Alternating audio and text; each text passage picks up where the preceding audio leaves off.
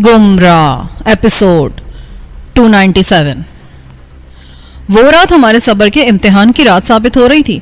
एक एक पल जैसे सदियों पर मुहित हो गया था। इंतजार की घड़ियां किसी तरह खत्म होने में ही नहीं आ रही थी। ये लम्हात शायद इसलिए और जागुसल हो गए थे कि हम में से हर शख्स अपनी जगह पर तन्हा था।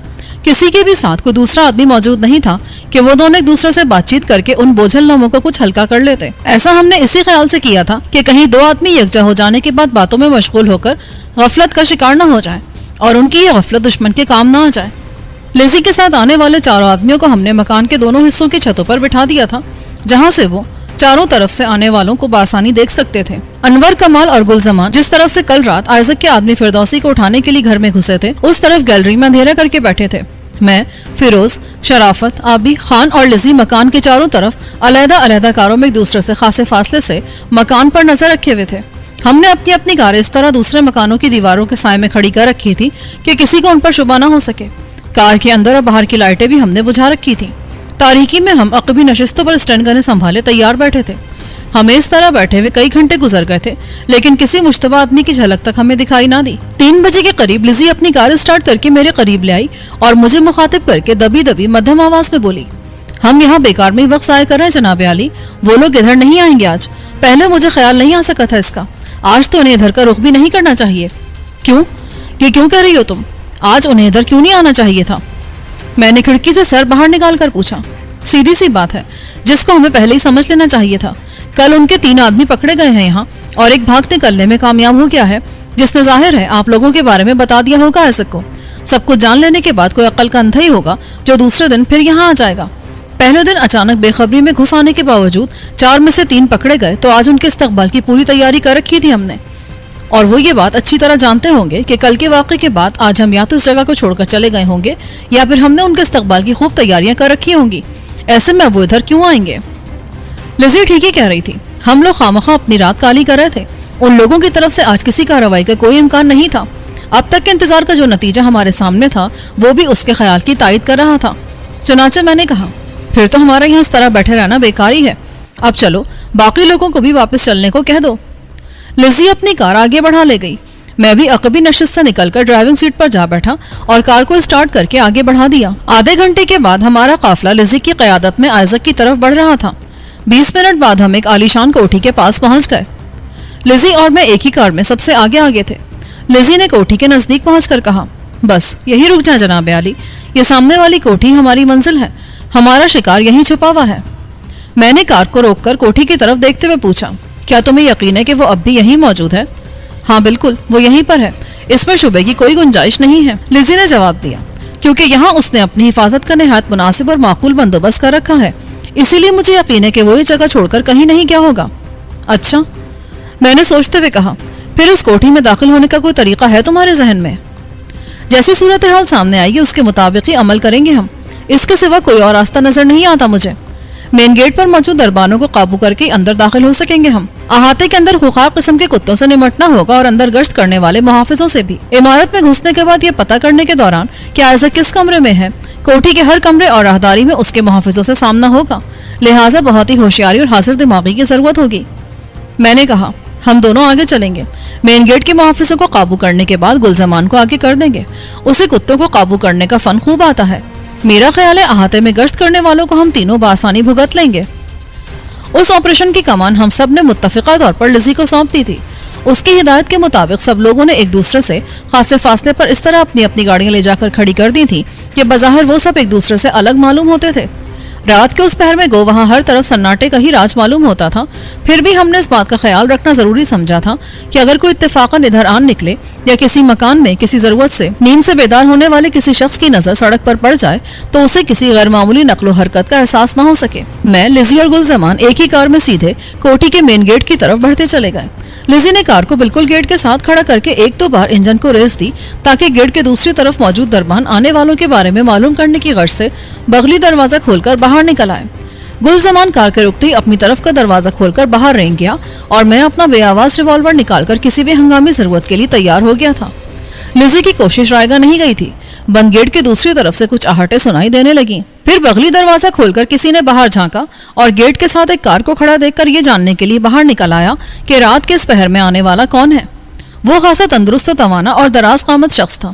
اس کے شانے سے رائفل لٹکی ہوئی تھی اور پستول اس کی کمر کے ساتھ لگا ہوا تھا. لیکن اس کے وہم و گمان میں بھی یہ نہیں رہا ہوگا کہ جس بری گھڑی سے نمٹنے کے لیے اس نے یہ رائفل اور پستول اپنے بدن پر سجائی ہوئی ہے وہ گھڑی اس کے سر پر آن پہنچی ہے. وہ کسی غیر متوقع مہمان کی آمد کا تصور لیے نہایت اطمینان و بے فکری کے ساتھ باہر نکل کر ہماری کار کے قریب چلا آیا تھا. اور پھر جیسے ہی وہ کار کے اندر جھانکنے کے لیے نیچے جھکا, اچانک پیچھے سے اس کی کمر پر ایک زوردار لات پڑی. وہ اچھل کر کار کے اوپر اس طرح گرا کہ اس کا سر شانوں تک کار کے اندر گھس گیا. میں نے پھرتی سے اس کی گردن دبوچ کر اس کی رگیں احساس مسل ڈالی. وہ غریب کچھ سوچے سمجھے بغیر ہی کسی مردہ چوہے کی طرح کھڑکی میں یوں لٹک کر رہ گیا کہ اس کا سر اور دونوں شانے کھڑکی کے اندر جھول رہے تھے اور بقیہ جسم باہر تھا. وہ آگے ڈرائیور کے ساتھ والی سیٹ کے دروازے کی کھڑکی میں لٹکا ہوا تھا. میں تیزی سے دروازہ کھول کر باہر نکلا, مگر گلزمان نے مجھ سے پہلے ہی اس کو کار کے دروازے سے کھینچ کر الگ کر لیا تھا.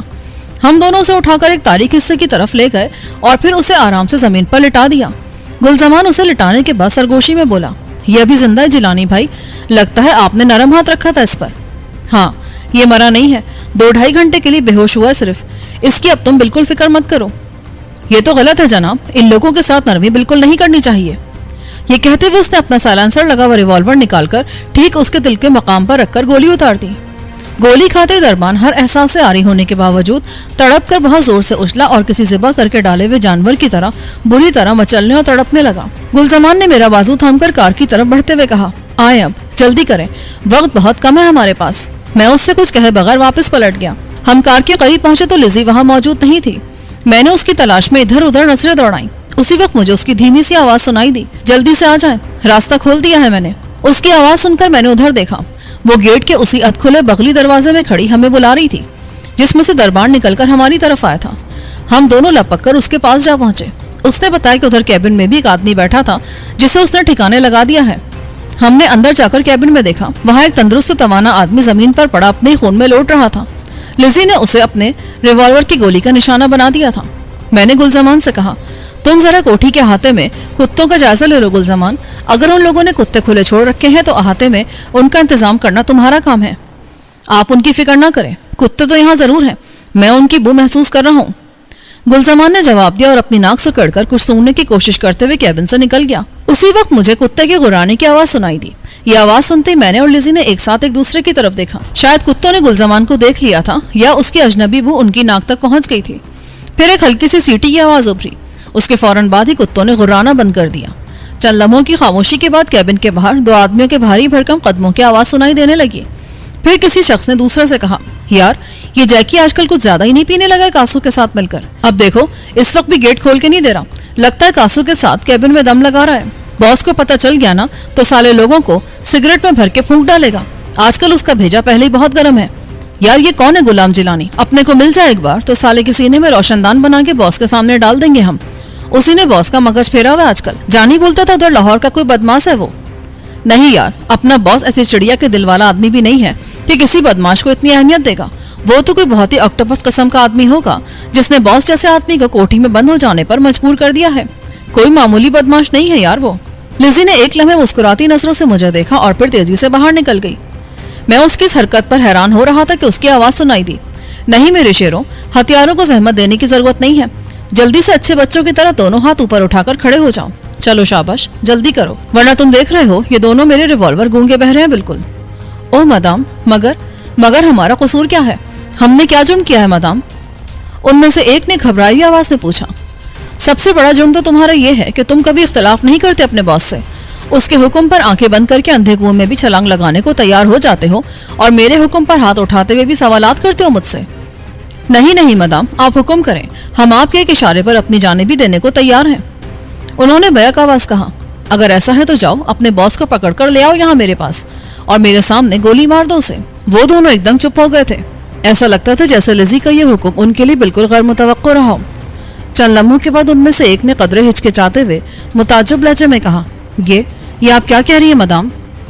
اسی وقت میں بھی کیبن سے باہر نکل کر ان کے سامنے پہنچ گیا. وہ دونوں بھی پلے ہوئے سانڈوں کی مضبوط اور توانا تھے. ان کے جسم بالکل سانچے میں ڈھلے ہوئے معلوم ہوتے تھے. ان کا ایک ایک عضو فولاد کا بنا ہوا لگتا تھا. رنگت ان کی سیاہ فام تھی. مجھے دیکھ کر وہ بری طرح چونک اٹھے تھے. یہ کون ہے مدام؟ یہ تو جی ہاں, تم نے ٹھیک پہچانا ہے, یہ وہی غلام جیلانی ہے. वही ऑक्टोपस जिसका तुम दोनों जिक्र कर रहे थे अभी। अब या तो तुम अपने बॉस को पकड़कर इनके हवाले कर दो या इन्हें अपने बॉस के हवाले कर दो। दोनों में से एक काम जरूर करना है तुम लोगों को। वो दोनों दूसरे को तकते हुए लिज़ी की बात का मतलब समझने की कोशिश कर रहे थे शायद। एन उसी लम्हे एक नीम तारीख गोशे से दो कद-आवर कुत्तों को मैंने जैसे हवा में उड़ते हुए उन दोनों पर हमलावर होते देखा। दोनों कुत्ते उनसे इस कुव्वत के साथ टकराए कि वो दोनों ही अपना तवाजुन कायम न रख सके और औंधे मुंह जमीन पर आ गिरे। वो नीचे गिरते इंसानी फितरत के ऐन मुताबिक पलटा खाकर सीधे हुए ही थे ताकि खुद को उस अचानक उफ्ताद से बचा सकें, मगर उनके सीधा होते ही दोनों कुत्तों ने बिजली किसी तेजी के साथ अपने अपने दांत उनके नरखरों में पेवस्त करके उन्हें बुरी तरह भंबोड़ना शुरू कर दिया। लिज़ी ने एक तरफ जस्ट लगाते हुए कहा, जल्दी करें जनाब आली, इधर से निकल चलें अब। उसका रुख अब कोठी की तरफ था। मैं भी उसके पीछे दौड़ पड़ा। अभी हम चंद ही कदम आगे बढ़े थे कि दाएं जानिब से किसी ने ललकारने के अंदाज में कहा, कौन है? रुक जाओ वरना गोली मार दी जाएगी। लिज़ी ने रुकने के बजाय अपने रिवॉल्वर का रुख उधर करके जिधर से हमें रुकने को कहा गया था एक फायर कर दिया। उसके निशाने की दाद ना देना बड़ा सितम होगा। उसने दौड़ते हुए ललकारने वाले को देखे और निशाना लिए बगैर महज आवाज पर फायर किया था और फिर भी गोली रायगा नहीं गई थी उसकी। दूसरी तरफ से फौरन एक करह सुनाई दी और किसी ने हैरत भरी आवाज में कहा, अरे क्या हुआ है तुम्हें? गोली चूंकि बेआवाज रिवॉल्वर से चलाई गई थी, शायद इसीलिए ललकारने वाले के साथी को यह पता ना चल सका कि उसे अचानक क्या हो गया है, लेकिन ये नावाकफियत और हैरत आमेज जस्तजू उसके लिए भी पैगाम अजल बन गई थी। लिज़ी ने फौरन दूसरा फायर उस आवाज पर किया था और उसके करहाने की आवाज भी हमारे कानों तक पहुंच गई थी। हम जिस जगह दौड़ रहे थे ये कोठी का लॉन था और उस लॉन के किनारे किनारे सीमेंट की कई बेंचें पड़ी थी। हम उनके करीब पहुंच गए थे। दूसरे शख्स की करह सुनते ही लिज़ी एक बेंच के अकब में औंधे मुंह गिरते हुए सरगोशी में बोली, लेट जाए जनाब आली, जल्दी से लेट जाएं आप भी। उसे मुझे ऐसी कोई हिदायत देने की जरूरत तो नहीं थी क्योंकि उसे नीचे गिरते देखकर मैं भी फौरन ही औंधे मुंह नीचे गिर गया था। हम चंद लम्हे जमीन पर पड़े ही पड़े अतराफ पे नजरें दौड़ाते हुए दुश्मन की पोजीशन का अंदाजा लगाते रहे, लेकिन अब हर तरफ मुकम्मल सुकूत था। अलबत्ता गेट के करीब से कुत्तों के गुर्राने की आवाजें हम तक बराबर पहुंच रही थीं। उन आवाजों से यह अंदाजा लगाना मुश्किल ना था कि कुत्ते हनूस अपने अपने शिकार को उधेड़ने में मसरूफ थे। लिज़ी ने मेरे कान के करीब मुंह करके आहिस्ता से कहा, ये कुत्ते लगता है पागल हो गए हैं। उन्होंने इन्हीं लोगों को शिकार कर लिया जिनके साथ ये तमाम रात इस अहाते में गश्त करते रहते हैं। हालांकि उन्हें हम पर हमलावर होने का इशारा मिला होगा। अगर हम फौरन वहां से भागना आते तो वो हमें माफ ना करते। अब वो उन दोनों को उधेड़ने में मसरूफ रहेंगे। आप गुलजमान को इशारा कर दे इधर आने का। मेरे होठों पर बेख्तियार मुस्कुराहट उभर आई। वो कुत्तों की इस कार्रवाई को उनका पागलपन समझ रही थी और उसका ख्याल था कि वहां से भागकर उसने बड़ी दानिशमंदी का सबूत दिया था। मैंने कहा, मुझे नहीं मालूम था कि तुम वहां से उन कुत्तों की वजह से भागी थी, वरना मैं तुम्हें वहीं बता देता कि कुत्तों पर पागलपन का दौरा नहीं पड़ा है, बल्कि वो बागी हो गए अपने मालिकान से, बिल्कुल इसी तरह जिस तरह नॉर्थ नाज़िमाबाद वाली कोठी पर हमारी चढ़ाई के वक्त हो गए थे। और तुम्हें पता है, बगावत करने वाले अपनों ही के लिए तबाहकुन साबित होते हैं। वो हैरत से बोली, ये क्या कह रहे हैं आप? ऐसा कैसे हो सकता है? ऐसा बहुत आसानी के साथ हो जाता है लिज़ी। कैसे होता है ये तुम्हें गुलजमान बताएगा, क्योंकि उसी के पास ये हैरानकुन हुनर है।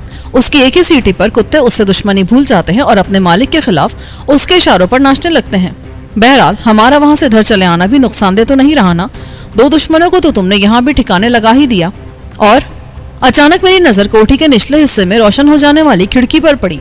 मैं बोलते बोलते एकदम खामोश हो गया और लिज़ी को कोहनी मारकर उस तरफ मुतवज्जो किया। वो बोली, शायद कोठी के अंदर वालों को बाहर किसी गड़बड़ का एहसास हो गया है।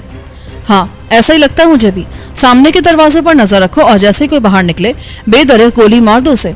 शायद आइज़क भी बेदार हो गया है, वो भी बाहर के हालात मालूम करने के लिए बाहर जरूर निकलेगा। मैंने लिज़ी से कहा, नहीं, अव्वल तो वो चूंकि ऊपर होता है और बिल्कुल दरमियानी कमरे तक महदूद रहता है कोठी के, लिहाजा जब तक यहाँ बाकायदा कोई लड़ाई ना हो कोई उसके पास जाकर उसे इत्तला नहीं देगा, उसे पता नहीं चल सकेगा। दूसरा, किसी भी हंगामा आराई के मौके पर वो बाहर आना तो बहुत बड़ी बात है। किसी ऐसी खिड़की दरवाजे के करीब भी नहीं जाएगा जो बाहर की जानिब खुलता हो। बड़ा बुज़दिल आदमी है भाई तुम्हारा आइज़क तो। उसे किसने सरबराह बनाकर भेजा है यहाँ? मैंने तज़हीक आमेज़ लहजे में कहा, सरबराहों के लिए बहादुर और जंगजू होना जरूरी नहीं है जनाब आली, उसे सिर्फ ज़हीन और फतीन होना चाहिए। मैंने सामने के एक दरवाजे को खुलते देखकर उसके मुंह पर हाथ रख दिया। उसने भी उस दरवाजे को देख लिया था। चंद लम्हों के बाद दरवाजे के पीछे से एक आदमी अपने गाउन की डोरियां बांधता हुआ बाहर निकल आया। वो यकीनन बाहर की सूरत हाल का जायजा लेने के लिए निकला था। उसे देखते लिज़ी ने मेरे कान में कहा, यह पेड्रो है, इस कोठी के तमाम मुहाफिजों का इंचार्ज। पेड्रो ने बाहर निकलकर राहदारी अबूर की और मेन गेट की तरफ देखते हुए बिल्कुल हमारी सीध में आगे बढ़ने लगा। लिज़ी ने अपना रिवॉल्वर सीधा कर लिया था और जैसे ही वो रेंज में आया उसने ट्रिगर दबाकर गोली को आजाद कर दिया। गोली सीधी पेड्रो के माथे में जाकर लगी और वो कोई आवाज निकाले बगैर उलटकर पीछे जा गिरा। एन उसी वक्त जब लिजी ने गोली चलाई थी, पेड्रो के बराबर वाले कमरे का दरवाजा खोलकर एक और शख्स बाहर निकल आया था। उसकी नजरें पेड्रो पर ही टिकी हुई थीं। उसने पेड्रो को गिरते देखा तो बेख्तियार बोला, अरे उस्ताद, पेड्रो को क्या हुआ है? वो शख्स भी जैसे ही जमीन पर पड़े एड़ियां रगड़ते पेड्रो के नजदीक पहुंचा, लिजी की गोली उसके माथे पर भी सुराख बनाती हुए अंदर घुस गई, मगर उसकी आवाज ने दूसरों को चौंकिन्ना कर दिया था। वो पेड्रो को गिरते देखकर इस जोर से चिल्लाकर बोला था कि उसकी आवाज दूर दूर तक सुनी गई होगी। कुत्तों के गुर्राने और लिजी की गोलियां खाकर गिरने वालों की कराहें रात के उस सन्नाटे में चौंकिन्ना नींद सोने वालों को पहले ही होशियार कर चुकी थीं। उसकी आवाज ने लोगों को बिस्तर छोड़ने पर मजबूर कर दिया और कोठी का हर दरवाजा धड़ाधड़ खुलता चला गया। सारे के सारे कमरे रोशन नजर आने लगे। कौन है और क्या हुआ है जैसे सवालात हर तरफ सुनाई देने लगे थे। कोठी की राहदारी में अच्छी खासी चहल पहल हो गई थी। ऐसे में एहतियात का तो कोई मकसद ही नहीं रह गया था। चुनाचे हमने रिवॉल्वर रखकर स्टैंड गनें संभाल ली। अभी हम उन्हें इस्तेमाल करने का इरादा कर ही रहे थे कि कोठी के मेन गेट से स्टैंड गनें चलना शुरू हो गई। लिजी फौरन मुझे फायरिंग खोलने से मना करते हुए बोली, 1 मिनट सब्र कर लें जनाब आली, इन्हें पूरी तरह मेन गेट की तरफ मुतवज्जो हो जाने दें, फिर हम इनकी महवियत से फायदा उठाएंगे। मेन गेट की तरफ से तसलसल के साथ फायरिंग हो रही थी। शायद गुलजमान ने बाहर वालों को हमले का सिग्नल दे दिया था और वो लोग बहुत ही मुनासिब वक्त पर अंदर घुस आए थे। फासला ज्यादा होने की वजह से उनकी इस फायरिंग से दुश्मन का जानी नुकसान तो कुछ भी ना हो सका और दुश्मन जल्दी जल्दी मुसल्लह होकर उनके मुकाबले पर आ गया था। दुश्मन की पॉलिसी ये थी कि हमलावरों को मेन गेट पर ही रोक दिया जाए, चुनाचे वो फायरिंग करते चले जा रहे थे। हम उनके एक एक फर्द के आगे निकल जाने तक बिल्कुल दम साधे खामोश पड़े रहे। जब वो सबके सब आगे निकल गए तो हम दोनों ने पलटकर पीछे से उन पर गोलियों की बौछार कर दी। उस वक्त मुझ पर ये इंकशाफ हुआ कि गुलजमान भी हमसे कुछ ज्यादा दूर नहीं था। वो भी हमारे साथ ही दुश्मन के अकब पर टूट पड़ा था। दुश्मन इस अचानक उफ्ताद से बौखला उठा था। वो कुल 12 या 13 आदमी थे। इससे पहले कि वो संभल कर कोई मुनासिब कार्रवाई करते, उनकी तादाद तेजी से घटते हुए सिर्फ 3 रह गई थी। वो तीनों बौखलाहट में मेन गेट की तरफ भाग उठे और सामने से आने वाली गोलियों का निशाना बन गए। इस सारी कार्रवाई में शायद 1 या 1.5 मिनट लगा था और मैदान साफ हो गया था। मुझे बिल्कुल उम्मीद नहीं थी कि इतने मुनज़्ज़म और ताकतवर दुश्मन पर हम इतनी जल्दी और इस आसानी से फतह पा लेंगे। असल में बात है कि बेअंदाजा वसाइल और बेपनाह ताकत की मालिक फौज अपने कमजोर दुश्मन को हकीर जानकर अपनी ताकत के ज़ोम में उस हकीर दुश्मन के हाथों ही बर्बाद हो जाती है। कभी कभी हमारा दुश्मन भी इस वक्त इसी गुरूर का शिकार हो गया था। इस हंगामाखेज मार्के के फौरन बाद ही कोठी की ऊपरी मंजिल भी रोशन हो गई और उसके साथ ही कोठी के दोनों कोनों पर तकरीबन छत के करीब सर्च लाइटें जल उठी, जिन्होंने कोठी के आसपास और सामने का चप्पा चप्पा रोशन कर दिया था। यह एक इंतहाई खतरनाक सूरत हाल थी। लिजी ने एक लम्हा भी जाया किए बगैर स्टैंड गन का रुख ऊपर करके अपने करीब वाली सर्च लाइट के परखचे उड़ा के रख दिए। लिहाजा हमारी तरफ का वो हिस्सा जो अभी लम्हा भर पहले बक़े नूर बन गया था, दोबारा तारीख हो गया, मगर उसे तारीकी कहना मुनासिब नहीं था। एक सर्च लाइट तबाह करने के बाद भी दूसरी की रोशनी इस हद तक तो उस जगह जरूर पहुंच रही थी कि दुश्मन हमारी नक्लो हरकत बखूबी देख सकता था। मैं, लिजी और गुलजमान राहदारी से ज्यादा दूर नहीं थे और कोठी की दूसरी मंजिल से चलाई जाने वाली गोलियां हमारे ऊपर से गुजर रही थीं। लिहाजा हम तीनों ने अल्लाह का नाम लेकर राहदारी की तरफ दौड़ लगा दी। राहदारी में पहुंचते लिजी ने चिल्लाकर कहा, गुलजमान तुम उधर जाकर वो दूसरी सर्च लाइट भी तबाह कर दो, हम ऊपर जा रहे हैं। गुलजमान ये सुनते ही उस तरफ दौड़ता चला गया जिधर से वो सर्च लाइट को निशाना बना सकता था। मैं लिजी के साथ दौड़ता हुआ कमरे में जा घुसा। ये वही कमरे थे जहां से पेड्रो बरामद हुआ था। कमरे में दाखिल होते ही हम दोनों ठिठक कर रह गए। उस कमरे के बाएं जानिब की दीवार के साथ ऊपर जाने के लिए सीढ़ियां थी, जिन पर सुर्ख रंग का दबीज कालीन बिछा था और नीचे से चंद सीढ़ियां ऊपर एक शख्स एक औरत को ऊपर खींचते हुए मादर पैदर आजाद किस्म की गालियां दे रहा था।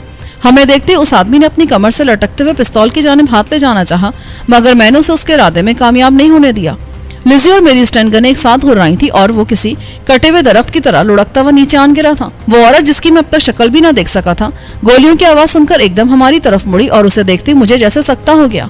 वो बाली थी, मेरे जानिसार मुलाजिम हैदर की बेवा, जिसे आइजक ने अपनी खिदमत पर रखा था। मुझे देखते ही वो जोर से साहब जी कहकर मेरी तरफ लपकी। अचानक और गैर मुतवक्को तौर पर मिलने वाली खुशी में वो इसका ख्याल ना रख सकी थी शायद कि वो जीने पर खड़ी है। वो अपना तवाज़ुन कायम ना रख सकी और औंधे मुंह नीचे आकर गिरी। दबीज कालीन होने की वजह से उसको चोट ना लगी और वो गिरते उठकर मेरी तरफ दौड़ पड़ी। मैं और लिजी दोनों ही उसकी तरफ मुतवज्जो थे, जिसकी वजह से हम जीने पर निगाह ना रख सके। जैसे ही वो दौड़ती हुई हमारे करीब पहुंची, एक फायर हुआ। वो अपनी कमर पकड़कर एक लम्हे के लिए रुकी, फिर लहराते हुए मेरे कदमों में ढेर हो गई। मैंने गोली चलने की सीढ़ियों की तरफ देखा। मुझे फौरन ही वो शख्स नजर आ गया जो जीने के दरमियान रिवॉल्वर थामे खड़ा था। मौका मिलते वो पलटकर ऊपर भागा, मगर मेरी स्टैंड गन से निकलने वाली गोलियां उससे कहीं ज्यादा तेज रफ्तार थीं, जिन्होंने उसे भागने का बिल्कुल मौका ना दिया। गोलियां खाकर वो सीढ़ियों पर लुढ़कता हुआ नीचे चला आया। मैंने नीचे बैठकर बाली को देखा। گولی اس کی پشت میں لگی تھی. اگر اسے فوری طبی امداد مل جاتی تو اس کی جان بچائی جا سکتی تھی, مگر اس سمے نہ تو اس کا موقع تھا اور نہ ہی بالی کے پاس وقت تھا. چاہنے کے باوجود دونوں طرف سے برستی گولیوں کے درمیان سے اسے لے کر گزرنا کسی طرح بھی ممکن نہ تھا اس وقت. وہ گولی جسے اس نے اپنے اوپر لے لیا تھا وہ یقیناً اس کے لیے نہیں تھی, وہ میرے لیے چلائی گئی تھی, مگر عین وقت پر فرشتہ جل نے بالی کو میری راہ میں حائل کر دیا تھا, کیونکہ اس کا وقت پورا ہو چکا تھا, جبکہ ہمارے حصے کا کام باقی تھا بھی شاید. مجھے اس کا بے حد صدمہ ہوا. میرے دل کو شدید دھچکا لگا تھا. اچانک اسٹین گن کے چلنے کی آواز سنائی دی. اس آواز میں انسانی چیخیں اور کراہیں بھی شامل تھیں. میں نے چونک کر لزی کو دیکھا. وہ بولی, ایسا معلوم ہوتا جیسے ہمارے کچھ ساتھی کسی اور راستے سے اوپر پہنچ گئے ہیں. میں تقریباً بھاگتا ہوا اوپر جا پہنچا. یہاں کوئی نہ تھا. فائرنگ کی آواز میرے دائیں جانب کے کمرے سے آ رہی تھی. میں بھاگتا ہوا اس کمرے کے دروازے تک جا پہنچا اور دیوار سے پشت لگا کر اسٹین گن کی نال سے کمرے کے بند دروازے کو اندر دھکا دیا. دروازہ اندر سے بند نہیں تھا. دباؤ پڑتے ہی آہستہ آہستہ اندر دبنے لگا. لزی بھی آ کر میرے سامنے دروازے کے دوسرے سمت میں کھڑی ہو گئی تھی. میں نے دروازے کا پٹ تھوڑا سا کھول کر اندر جھانکا. میرے بالکل سامنے دو آدمی کھڑکی میں کھڑے اسٹین گن سے باہر کی طرف گولیاں برسا رہے تھے. میں نے گردن ہلا کر لزی کو اشارہ کیا. پھر ہم دونوں نے اچھل کر کھلے ہوئے دروازے کے سامنے آ کے اسٹین گنوں کے دہانے کھول دیے. اندر موجود دونوں آدمی اپنے اپنے ہتھیار پھینک کر نیچے گر پڑے اور زمین پر لوٹنے لگے. ہم چند ثانیے خاموش کھڑے اندر سے کسی جوابی کارروائی کا انتظار کرتے رہے, مگر اس کمرے میں شاید وہی دو آدمی تھے.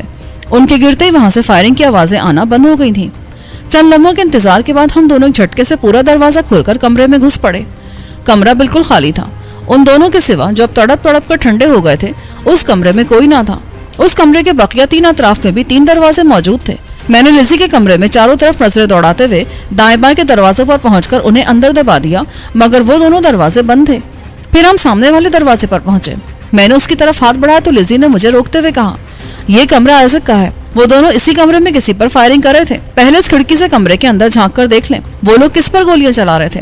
ایسا نہ ہو کہ غلط فہمی کا شکار ہو کر آپس میں ایک دوسرے پر گولیاں برسانا شروع کر دیں. اس کی بات معقول ہی تھی. میں نے کھڑکی کے پاس جا کر آہستہ سے اندر جھانکا. وہ آئزک کا بیڈ روم تھا اور بالکل خالی پڑا تھا. البتہ دیواروں اور مختلف اشیاء کی کیفیت دیکھ کر مجھے اندازہ لگانا دشوار نہیں تھا کہ وہاں ابھی چند لمحے پہلے ہی زبردست مارکا ہوا ہے. دیواروں اور نرم قیمتی قالین پر خون کے بڑے بڑے دھبے دکھائی دے رہے تھے. میں نے آہستہ سے لزی سے کہا, یہ کمرہ تو بالکل خالی ہے, مگر ایسا لگتا ہے کہ یہاں زبردست جنگ ہو چکی ہے. لزی نے میرے قریب آ کر کمرے میں جھانکتے ہوئے کہا, واقعی زبردست جنگ تو ہوئی ہے یہاں. آئیں اندر چل کر دیکھیں اس کے دوسری طرف کیا پوزیشن ہے, ادھر بھی کوئی موجود ہے یا نہیں. پتہ نہیں کون آ کر یہاں تباہی پھیلا گیا ہے. میں نے دونوں کمروں کے درمیانی دروازے پر جا کر اسے کھولنے کی کوشش کی, مگر وہ دروازہ بند تھا. چند لمحے اسے آگے پیچھے دھکے دینے کے بعد میں نے لزی سے کہا, دروازہ تو بند ہے, ہم کھڑکی میں چڑھ کر ادھر کود جاتے ہیں. میں کھڑکی کی طرف بڑھ ہی رہا تھا کہ مجھے اس دروازے پر ہلکی سی آہٹ سنائی دی جس سے ہم اس کمرے میں داخل ہوئے تھے.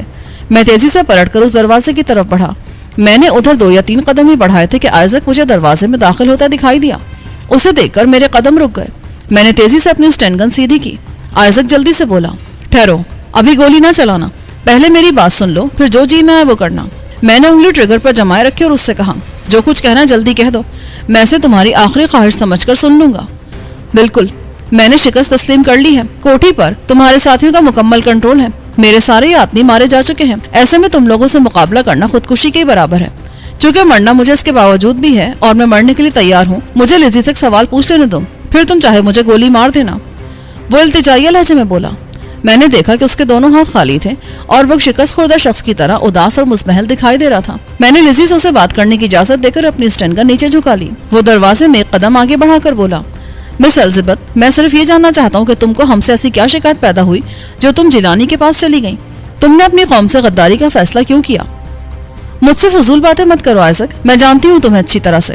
تم ہمیں باتوں میں الجھا کر کوئی حرکت کرنا چاہتے ہو. خبردار. آئزک نے اچانک ہمارے پیچھے یوں دیکھا جیسے وہاں کوئی کھڑا ہو. ہم دونوں اس کی حرکت پر ایک دم مشینی انداز میں پیچھے مڑے. بس ایک لمحے کے لیے ہماری نظریں ہٹی تھی آئزک پر سے. اسی ایک لمحے سے فائدہ اٹھا کر وہ باہر نکل گیا اور دروازہ باہر سے بند کر کے ایک پرزور قہقہ لگایا. ہم دونوں دوڑتے ہوئے دروازے کے پاس پہنچے. اسے کھولنے کے لیے زور آزمائی کرنے اور اس پر ٹکریں مارنے کی کوشش کرنے لگے. آئزک نے دوسری طرف سے چلا کر کہا, بیکار ہے میرے بچوں, بالکل بیکار ہے.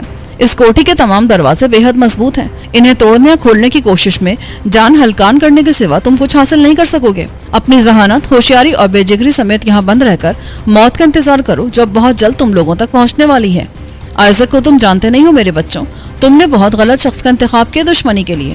आइजक से तो शैतान भी पनाह मांगता है और तुमने मुझे खत्म करने के ख्वाब देखना शुरू कर दिए थे। इसका अंजाम इसके सिवा क्या हो सकता था जिससे अब तुम दोनों दो चार हो। अच्छा अब मैं जा रहा हूँ मेरे बेवकूफ दुश्मनों, वैसे तुम्हारी इस मुश्तरका खुदकुशी का मुझे मलाल रहेगा। मैंने गैज़ो गज़ब में दरवाजे पर जोरदार टक्करें मारते हुए कहा, बुज़दिल कमीने, तू बचकर नहीं जा सकता यहाँ से। बाहर कदम कदम पर हमारे साथी मौजूद हैं जो तुझे देखते ही तेरे टुकड़े करके इन कुत्तों को खिला देंगे जिन्हें तूने अपनी हिफाजत के लिए यहाँ रखा हुआ है। लिज़ी ने मेरा बाजू थामकर मुझे रोकते हुए कहा, बेकार एनर्जी जाया ना करें जनाब आली, इस तरह दरवाजा नहीं खुल सकेगा। इधर आए, हम दूसरे कमरे के दरवाजे को देखते हैं। वैसे मुझे उम्मीद नहीं कि वो खुला हुआ मिलेगा हमें। हम दोनों पलटकर तेजी से खिड़की के रास्ते दूसरे कमरे में पहुंचे। लिज़ी का अंदाजा ठीक ही था, उस कमरे का दरवाजा भी बंद था। हमने उधर से मायूस होकर खिड़कियों से निकल जाने की कोशिश की, लेकिन वहां मोटी मोटी लोहे की सलाखें हमारा रास्ता रोके खड़ी थीं। बाहर निकलने का हर रास्ता मसदूद था। हम उन दो कमरों में कैद होकर रह गए थे। ये बात हमारे लिए इसलिए ज्यादा तशवीश का बायस नहीं थी कि बाहर हमारे साथी मौजूद थे। वो जब ऊपर आते तो हमें उस कैद से निजात मिल जाती। फिक्र ये थी कि मुझे कि वो कमीना यहूदी किसी खुफिया रास्ते से निकल भागने में कामयाब हो जाता और हमें एक बार फिर नाकामी का मुंह देखना पड़ता। मैंने लिज़ी से कहा, हम वापस उसी कमरे में चलकर उस दरवाजे को तोड़ने की कोशिश करते हैं। आज की रात आइजक को किसी भी तरह बचकर नहीं जाने देना चाहिए। जी हाँ जनाब आली, मैं भी यही चाहती हूँ। आए हम एक बार फिर कोशिश करके देखते हैं। हम दोनों कमरों का दरमियानी दरवाजा जो उस तरफ से बंद था खोलकर दोबारा उसी कमरे में वापस आ गए, लेकिन अब यहाँ एक और मुसीबत हमारी मुंतजर थी। कमरे में हल्की हल्की धुंध छा रही थी और बंद दरवाजे के नीचे से जर्द रंग का धुआं सा कमरे में दाखिल हो रहा था। लिज़ी ये धुआं देखते ही बोली, ओ जनाब आली, फौरन सांस रोक लीजिए, उस जलील आइजक ने कमरे में जहरीली गैस छोड़ दी है। मैं हैरानी से कभी लिज़ी को और कभी दरवाजे के नीचे से कमरे में दाखिल होती गैस को देख रहा था, जिसका हुजम लम्हा ब लम्हा बढ़ता चला जा रहा था।